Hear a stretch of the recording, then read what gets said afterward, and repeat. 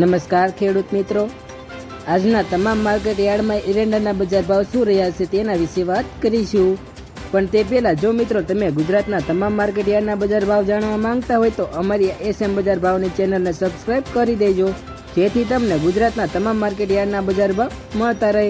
તો મિત્રો, તમામ માર્કેટ યાર્ડમાં એરંડાના બજાર ભાવ શું રહ્યા છે તેના વિશે જાણી લઈએ।